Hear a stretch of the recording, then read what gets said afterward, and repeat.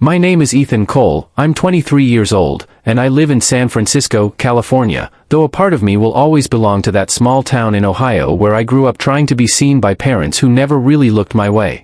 Graduation day was supposed to be different.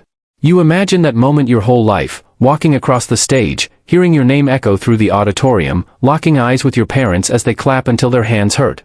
I'd pictured that moment 1,000 times. But when the announcer called Ethan Cole, Bachelor of Computer Science, I looked out at the crowd and saw 2 empty chairs in the front row. My parents weren't there.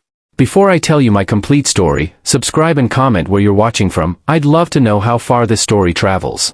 That morning, I had texted them before leaving the apartment. Ceremony starts at 11. I saved seats for you both. Can't wait to see you. 10 minutes before walking on stage, my phone buzzed. It was a message from my mom. Hey, honey. We can't make it today. Sophie's boyfriend's birthday dinner is tonight, it's a big deal. We'll celebrate later. Love you. The words didn't sting at first. I read them once, twice, and then a third time, trying to make them mean something else. But they didn't. My sister Sophie's boyfriend, Derek, a guy who had been around for 3 weeks, had just become more important than my graduation. I adjusted my cap, forced a smile, and walked across that stage alone. Cameras flashed. Parents cheered for their kids. And in the middle of all that noise, my world was silent. The dean shook my hand, placed the diploma in my grasp, and smiled for a photo that would never hang in my parents' home. Outside the hall, my roommate Caleb was waiting with a wide grin. Dude, they really didn't come, he asked, looking around like he was waiting for me to say it was a joke. I shook my head. They said they'll celebrate later. He let out a breath and clapped me on the shoulder. They're gonna regret that one day. I wanted to believe him. I really did. But somewhere deep down, I knew better. This wasn't new, it was just the clearest version yet.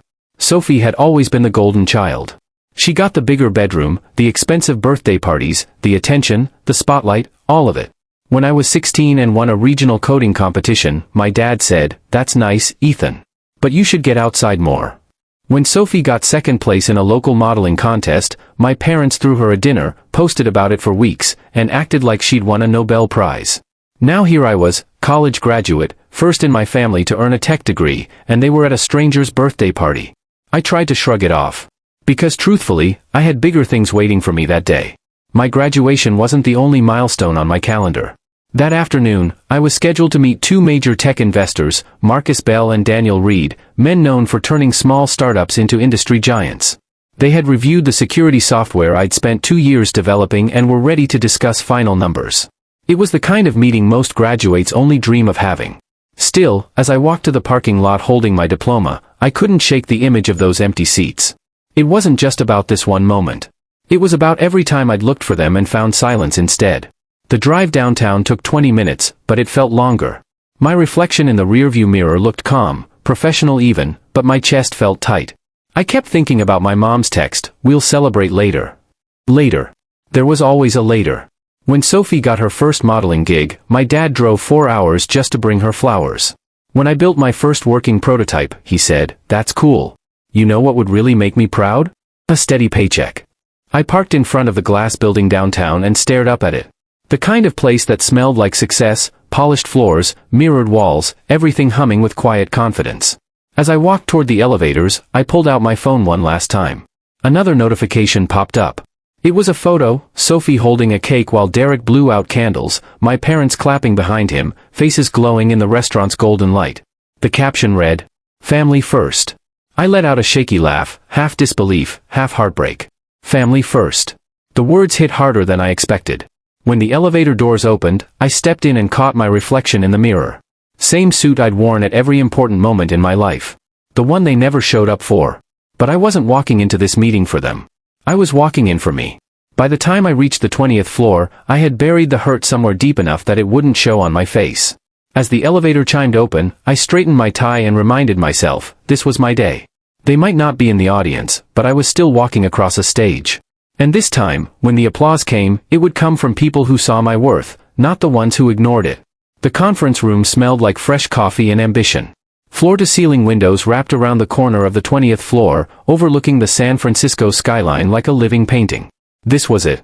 The moment I'd been working toward for 2 years, and the one my parents would never witness.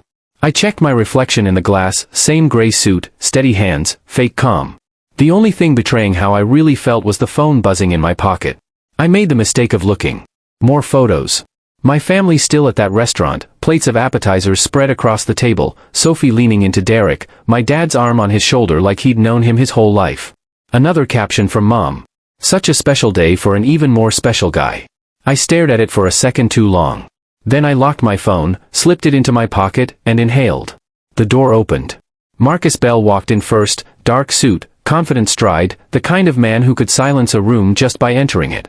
Behind him was Daniel Reed, taller, younger, always wearing that quick, assessing smile that told you he saw more than you thought. Ethan, Marcus said, extending his hand. We've been looking forward to this. So have I said, matching his tone, calm, professional, but beneath it all, my pulse was racing. We sat around a long, glass table that reflected the sunlight pouring in. The contract sat stacked neatly in front of us, the kind of thick, embossed paper that feels expensive before you even read it. I opened my laptop and began the final presentation, growth projections, scalability modules, product architecture. My software, Central Lock AI, wasn't just a project anymore. It was a living, breathing idea, one that could detect and neutralize cyberattacks in real time. Marcus asked about market adaptability. Daniel wanted details on monetization paths. Their questions came fast, precise, the kind that would have rattled me a year ago. But now? Now, I was ready. When Marcus asked, "How does your AI evolve with each breach attempt?" I leaned forward and replied, "It learns patterns faster than the threat can replicate, every hack becomes training data." He smiled slightly. Impressive. Those words, simple as they were, hid deeper than I wanted to admit. They sounded like what I'd been waiting to hear from my own father for years. As the conversation went on, I felt the shift. The same kid who used to fix broken computers for free in his dorm room was now sitting across from two men who could turn that same kid into a millionaire. For the first time that day, I forgot about the empty seats. Until my phone buzzed again. Sophie had just posted a video, Derek opening presents, everyone cheering, my mom's voice in the background, make a wish, birthday boy. I didn't watch the rest. I just pressed the side button and turned my screen black. Daniel noticed my quick movement. Everything okay? Yeah, I said, forcing a smile. Just family updates. He nodded, unaware of the volcano sitting just under my skin. As he flipped through the contract pages, I caught my reflection again, clean-cut, confident, composed. But beneath that was something new. Not anger. Not even sadness. Just a steady, deliberate sense of resolve. All my life, I had tried to earn my parents' approval. Now, I was going to make sure they saw what they had chosen to miss. Not through confrontation, but through success. Quiet, undeniable, public success. When the investors finished reviewing the paperwork, Marcus leaned back in his chair and said the words that made every sleepless night worth it. Everything checks out. We're ready to sign. He slid the folder across the table. I stared at it for a moment, running my fingers along the embossed lettering of Bell Reed Ventures. It felt heavier than paper. It felt like the weight of every moment I had been overlooked, every time I'd heard, "Be more like your sister." I took the pen. The gold tip glinted in the sunlight. And then I signed. The PR assistant, a young woman named Kara, started snapping photos, me shaking hands with Marcus and Daniel, me smiling with the city skyline behind me, me holding the contract with both hands. Every flash of the camera felt like a quiet rebuttal to my parents' indifference. Every shot captured what they had chosen not to witness. Marcus clasped my shoulder. "Welcome to the family, Ethan. You've built something remarkable. You're going to change this industry." "Thank you," I said, meaning it. But in my head, the words were quieter, "You have no idea how much that means right now." After they left, I stood by the window for a while. The city stretched below me, hundreds of buildings, thousands of people. Somewhere in that sprawl, my parents were eating dinner, smiling for selfies with a guy they barely knew. And here I was, sealing a deal worth $12 million, the kind of success they'd never imagined I was capable of. The room was silent except for the hum of the AC. I stared down at my phone again. My last unread message was from Mom. "We'll celebrate later." I smiled, not bitterly this time, but almost peacefully. Because I had finally realized something.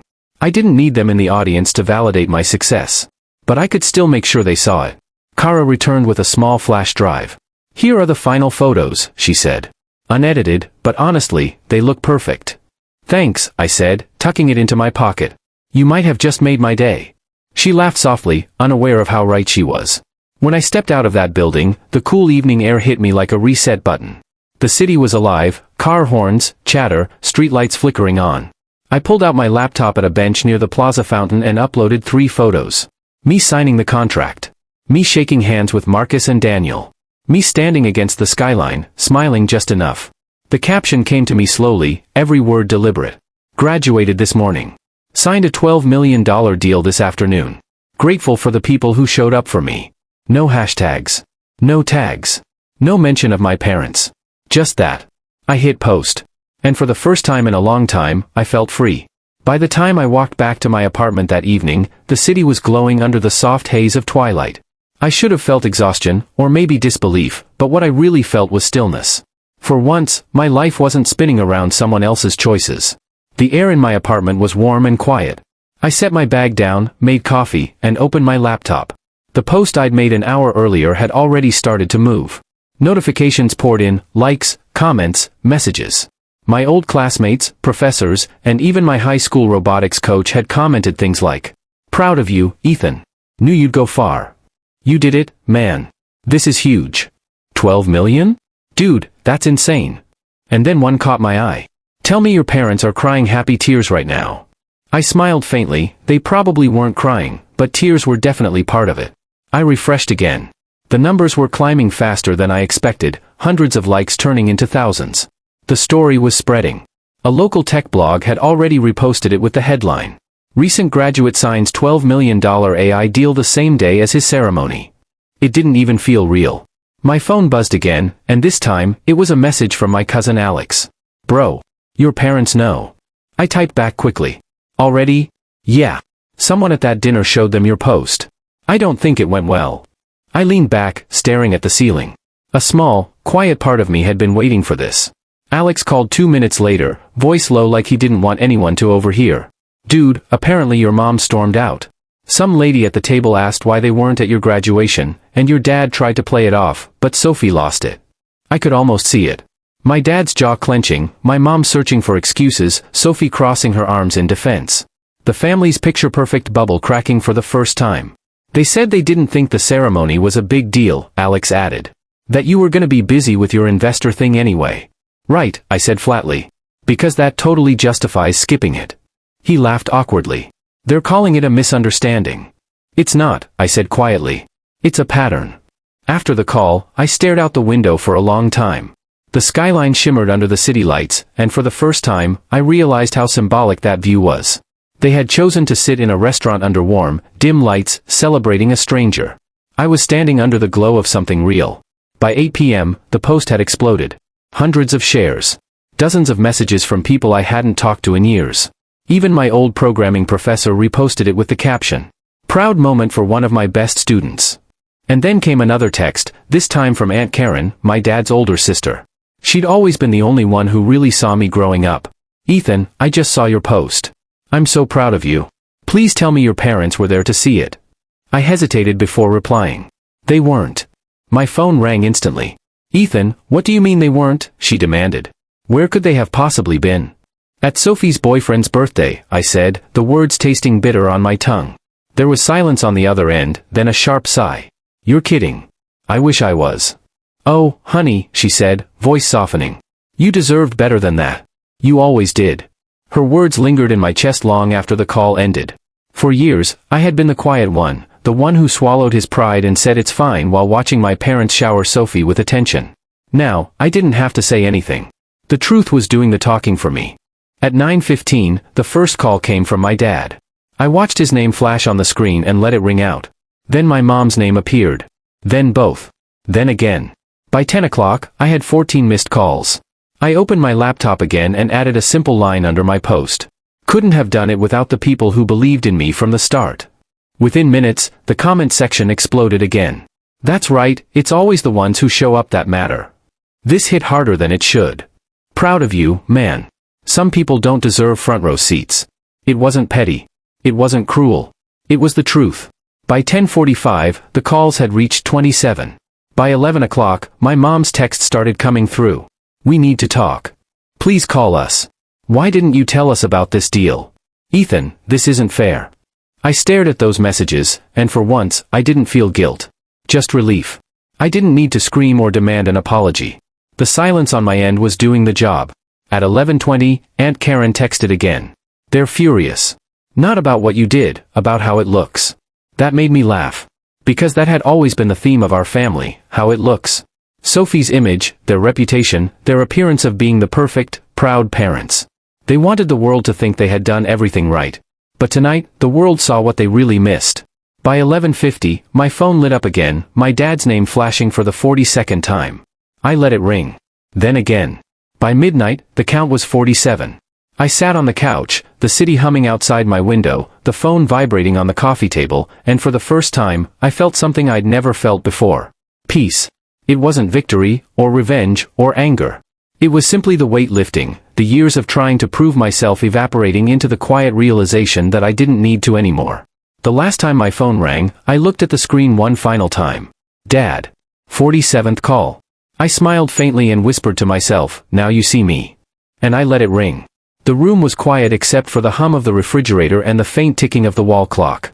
I stared at the glowing screen, Dad, and for a second, I thought about ignoring it again. But something inside me shifted. This wasn't about punishment anymore. It was about closure. I picked up. Ethan, my dad's voice snapped through the line, sharp and breathless. What the hell is going on? I stayed silent for a moment, letting the weight of his tone sit there. Then I said softly, Hi, Dad. Nice to hear from you. This is not funny, he shot back. Why didn't you tell us about this deal? Do you have any idea how this makes us look? There it was. How this makes us look. I leaned forward in my chair, elbows on my knees, staring at the city lights through the window. You're really asking me that? I said quietly. My mom's voice cut in suddenly, she was on speaker. Ethan, please, listen. We didn't know you were signing anything today. You didn't say a word about it. I told you about my graduation, I said evenly. I told you the date months ago. You chose to go to Sophie's boyfriend's birthday instead. My dad's voice hardened. Don't make this about that. You could have told us about the investors separately. I laughed once, short and bitter. You mean so you could show up after the fact and take credit? That's not fair, Mom said quickly. We would have been proud. We are proud. We just thought the graduation was more of a formality. The real accomplishment is the deal, and we would have been there for that.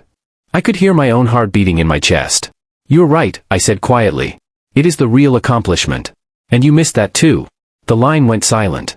For a few seconds, the only sound was static. Finally, my dad exhaled sharply. Do you have any idea how it feels to have people calling us, asking why we weren't there? Everyone's saying we're terrible parents. I let out a slow breath. Do you have any idea how it feels to walk across a graduation stage and see two empty seats where your parents should be? Do you know how it feels to open your phone and see them cheering for a man you've known for less than a month? Ethan, Mom started, but I didn't stop. You want to talk about embarrassment? Try sitting in a room full of parents clapping for their kids while you stare at chairs that no one bothered to fill. That's embarrassment. That's what it feels like. My dad's voice softened, just slightly. We made a mistake. That's an understatement, I said. And I'm not telling you this to make you feel guilty. I'm telling you because for once, I need you to hear how it actually feels. Silence again. I could hear my mom's breathing, shallow, unsteady. We didn't think it would matter that much, she whispered. It mattered, I said simply. It mattered more than you realize. I stood up and started pacing the room, the phone pressed against my ear. You know, all my life, I thought if I worked hard enough, you'd finally see me. But you were too busy chasing Sophie's next big moment. I spent years trying to earn something that was never coming. My dad sighed. You're overreacting, Ethan. Families fight. Things get misunderstood. I stopped pacing. This wasn't a misunderstanding. It was a choice. And that choice told me exactly where I stand with you. You don't mean that, my mom said quietly. I do, I said. I've spent years trying to earn your approval. I don't need it anymore. The words left my mouth calm and certain, the kind of truth that doesn't shake when spoken. For a few seconds, neither of them said anything. Then my mom's voice cracked, soft and broken. I hope one day you'll forgive us. I already have, I said. But I won't forget. And then I hung up. For a long moment, I just stood there, phone still in my hand, screen black, the reflection of the city glowing behind me. The silence that filled the room wasn't empty. It was freeing. I poured myself a glass of water and sat by the window. The sound of the city below, faint horns, late-night chatter, blended with the soft hum of the air conditioner. Somewhere out there, my parents were probably sitting in their quiet suburban house, replaying every word I'd just said. And for once, I wasn't the one losing sleep over it. My phone buzzed again. This time it wasn't them. It was Caleb. Just saw your post. Drinks tomorrow to celebrate? I smiled. Absolutely. I set my phone down, leaned back in my chair, and looked at the graduation photo Caleb had taken earlier that day, me standing alone, holding my diploma, no parents in the background, no audience to applaud. And yet somehow, it felt right. That was the moment I realized the balance had finally shifted. They could call 50 times if they wanted. But I wasn't the one seeking their approval anymore.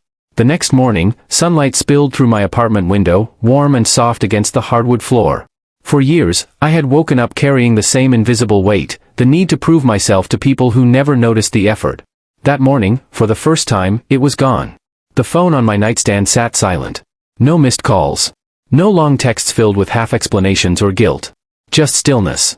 I made coffee, leaned against the kitchen counter, and stared out the window at the San Francisco skyline. The city looked different, sharper, brighter, alive. Maybe it was me that had changed. Out of habit, I opened my social media.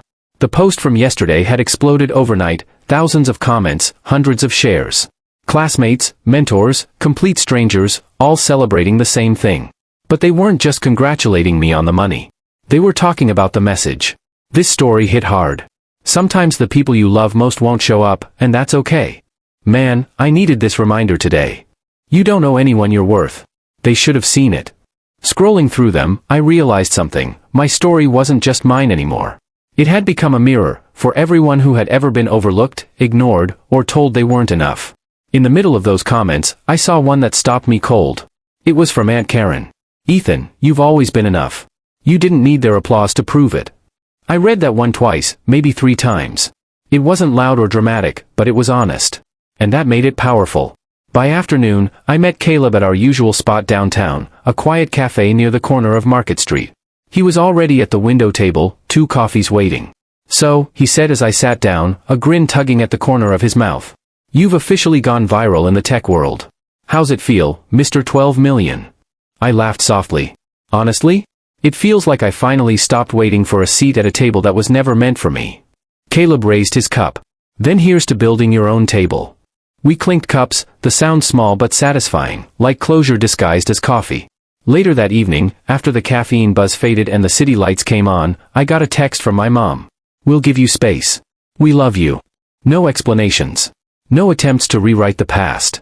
Just that. I didn't reply. But I didn't delete it either. It didn't feel like guilt anymore. It felt like acceptance, the kind that comes when both sides finally stop pretending. Over the next week, the storm settled. My parents stopped calling. Sophie stopped posting, at least publicly. The conversation among relatives shifted, not about what my parents had done, but about what I was doing next. Investors reached out. Tech journals wanted interviews. Opportunities I'd once only dreamed about were now sitting in my inbox. But what surprised me most wasn't the attention. It was how calm I felt through all of it. One night, as I was leaving the office where my new team was setting up, I passed a store window. For a moment, I caught my reflection, suit jacket slung over one arm, phone in hand, city lights flickering behind me. I stopped and stared. There I was, the same kid who used to code in his dorm room until sunrise, the same son who used to wonder why he wasn't enough, the same person who had walked across a stage to empty seats. But now, he looked different. Not bitter. Not broken. Just free. I realized something right then. When I signed that $12 million contract, I thought the win was the money. But it wasn't. The real victory was the shift that happened inside me. For years, I had believed my worth depended on who clapped for me. Now, I knew better. You don't need an audience to validate your success. Sometimes, you just need silence, to hear your own applause. I smiled at my reflection one last time and turned away. Behind me, the glass window still shimmered with the glow of the city, a reminder of how far I'd come. Somewhere out there, my parents were probably living with their choice, just as I was living with mine. The difference was that my choice had set me free. I walked into the night air, the city humming softly around me, and for the first time in years, I wasn't thinking about who didn't show up. I was thinking about everyone who did. People like Caleb, Aunt Karen, my professors, and me, the one who never gave up, even when no one was watching. As I crossed the street, I whispered quietly to myself, family first? Maybe. But sometimes, you have to redefine what family means. And that, I realized, was the real graduation. Would you have answered that 47th call? Tell me in the comments below, and don't forget to subscribe for more stories like this one.